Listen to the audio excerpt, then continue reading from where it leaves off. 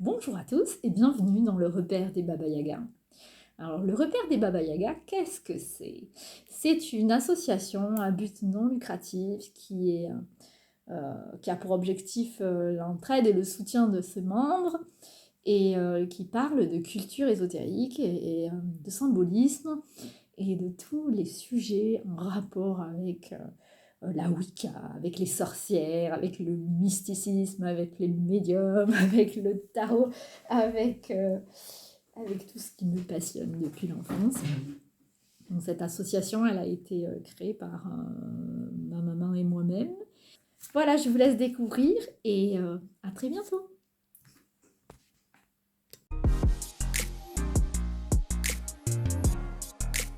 Je vous ai sorti une première carte.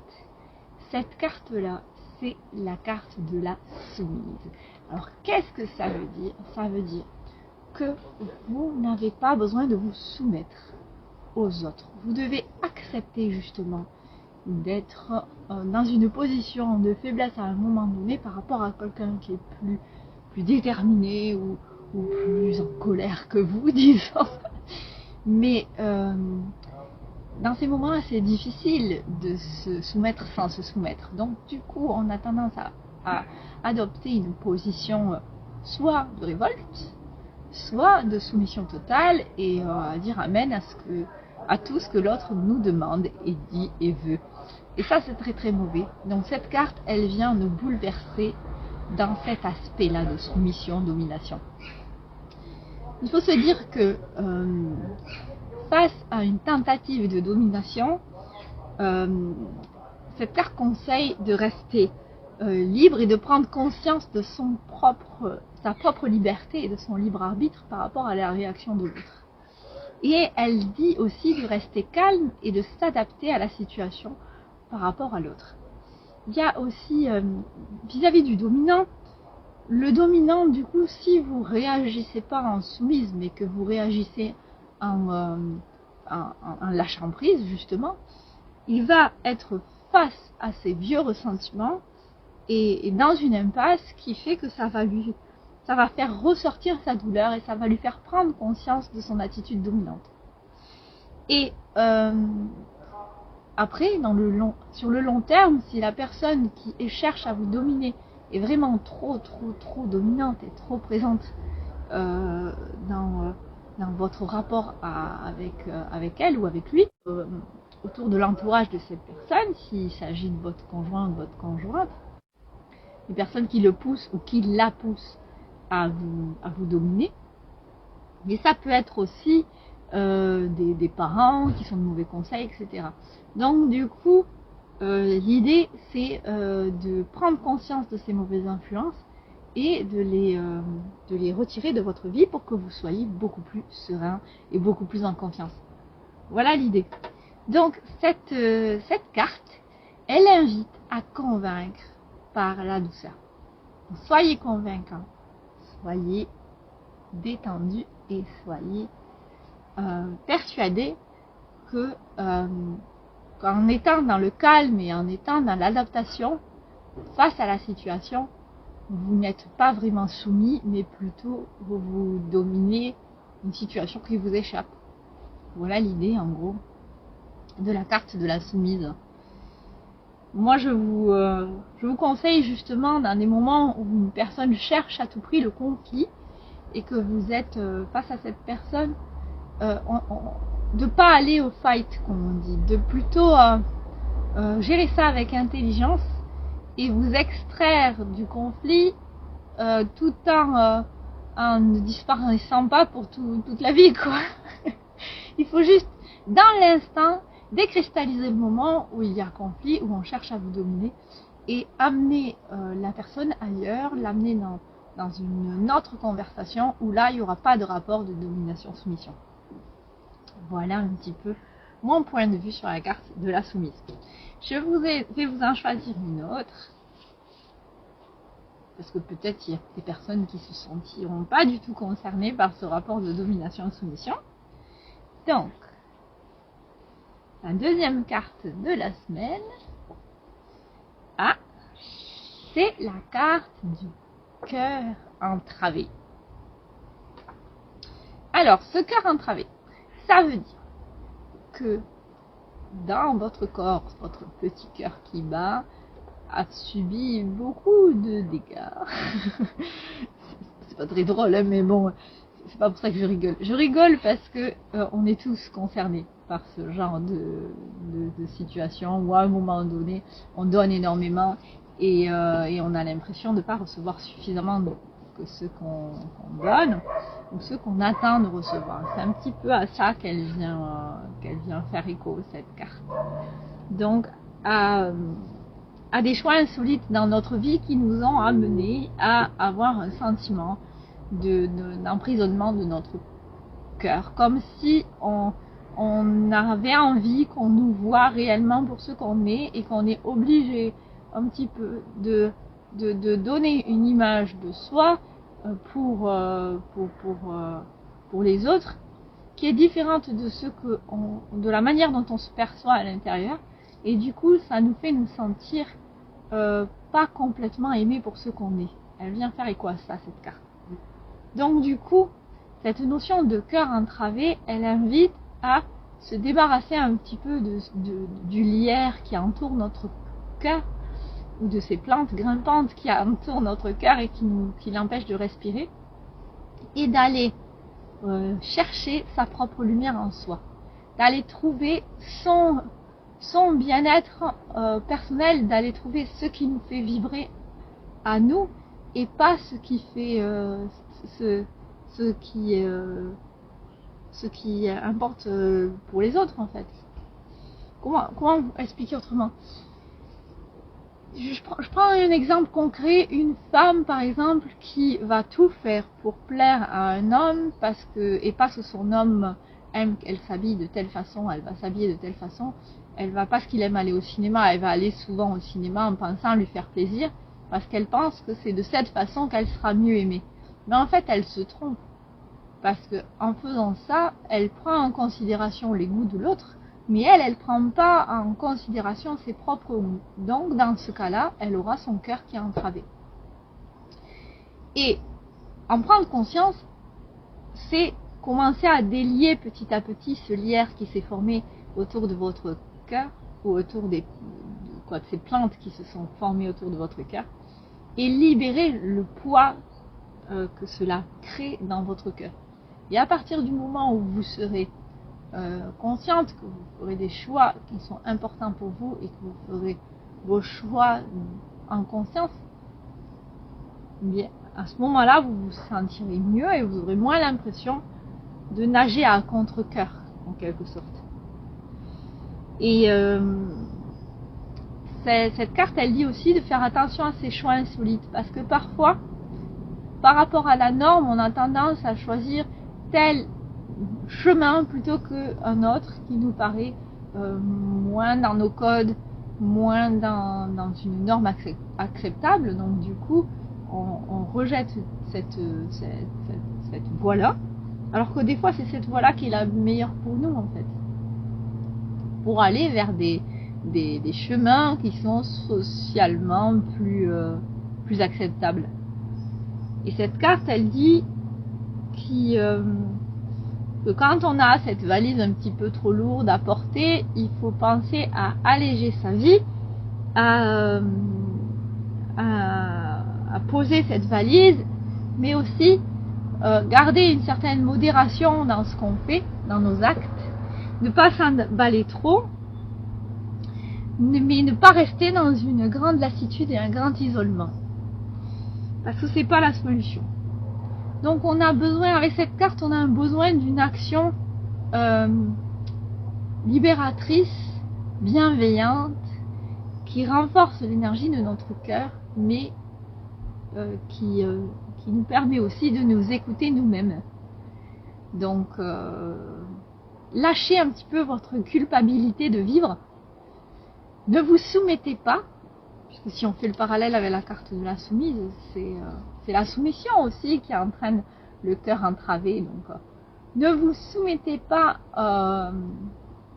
sans avoir conscience de ce qui se passe, et en gardant dans votre tête votre libre arbitre, face à une situation où on vous demande cette soumission.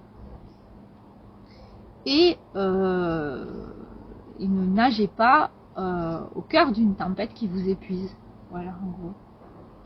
Ça vaut autant au niveau affectif qu'au niveau professionnel. Parce que si vous êtes dans un boulot où forcément votre patron vous demande de vous soumettre à tout ce qu'il veut, mais que vous avez des idées, vous avez envie de partager aussi votre expérience, vous avez envie d'amener votre pierre à l'édifice, mais votre patron vous empêche de mettre cette pierre à contribution, disons. Eh bien, dites-vous que oui, ça fait partie du jeu. À partir du moment où on a un patron, effectivement, il faut se soumettre. Mais cette pierre que vous avez envie d'amener dans votre entreprise, ou que vous avez envie d'amener dans votre fonction, gardez-la dans un coin de votre esprit et sentez-vous libre de l'amener à un moment donné d'une façon ou d'une autre.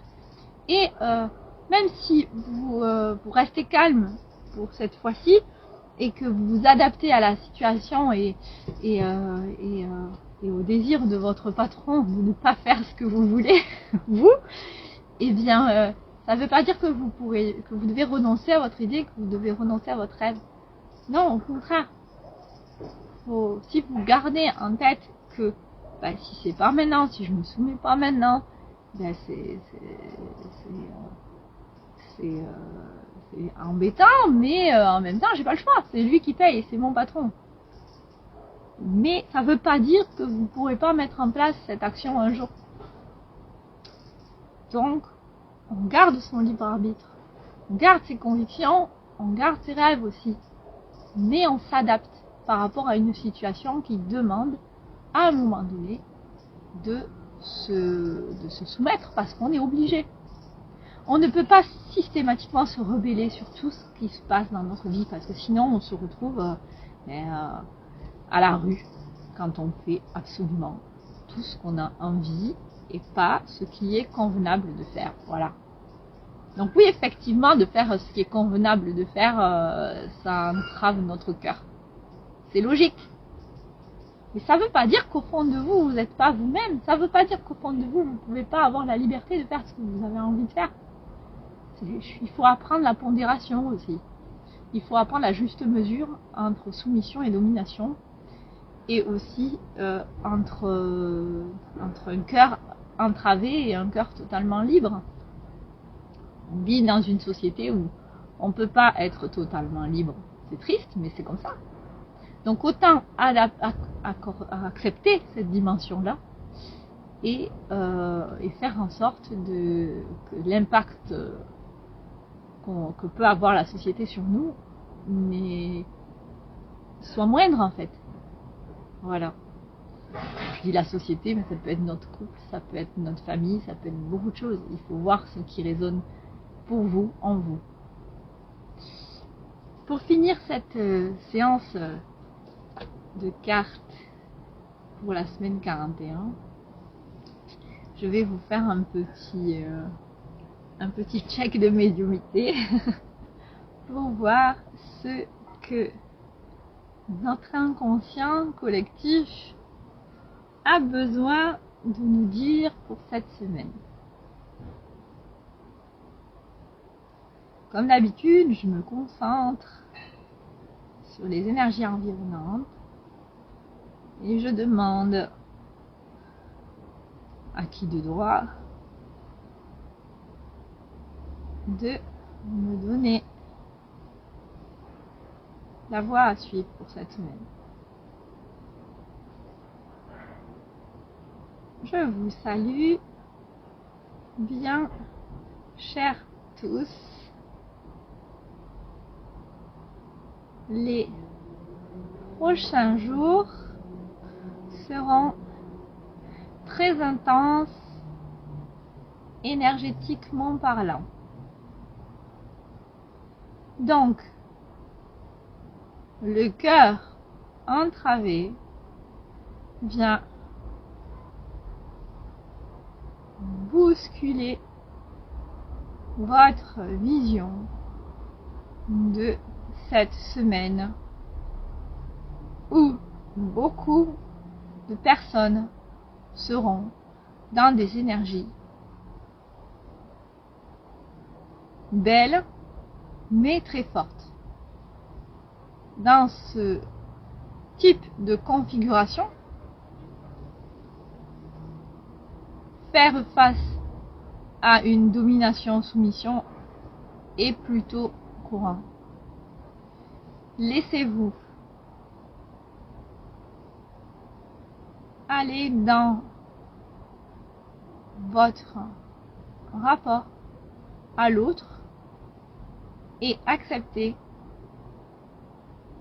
la dualité qui se crée entre vous et l'autre.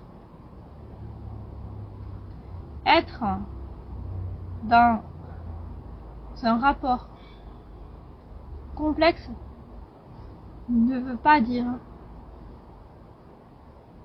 devoir se priver d'être en lien avec l'autre. Ne vous isolez pas pour autant. Acceptez seulement que vous ne pouvez pas avoir la liberté absolue sur tout ce qui se passe dans votre vie. Il faut bien manger. Il faut bien travailler. Il faut bien accepter que l'autre puisse avoir une vision différente de la nôtre. Les rapports humains ne sont pas tous des rapports de perversion narcissique. La société actuelle nous fait croire que tout le monde est pervers narcissique. Et ce n'est pas vrai. C'est une idée sociétale qu'on veut nous faire croire. On crie au loup dès que quelqu'un nous parle un peu fort. On crie au loup dès que quelqu'un n'est pas d'accord avec nous, en disant « Oh, mais il cherche à me faire changer d'avis, c'est un pervers narcissique. » Non, ce n'est pas vrai. C'est une façon de forcer les relations qui ne sont pas toujours fluides. Et plus on est sur la défensive, plus on a du mal à comprendre qu'il suffit parfois de se soumettre et de ne pas vouloir remporter la bataille à tout prix. Donc lâchez prise sur votre emprise. Lâchez prise sur votre désir de non-soumission. Lâchez prise sur votre sentiment d'injustice et soyez juste vous, vrai et bienveillant. Dans un contexte d'amour pour l'autre, n'aggravez pas sa colère. Laissez-le juste, ou laissez-la vivre sa colère et passer au-delà de celle-ci. Bonne semaine à toutes et toutes et à très bientôt pour un nouveau tirage et une nouvelle lecture médiumnique. Au revoir!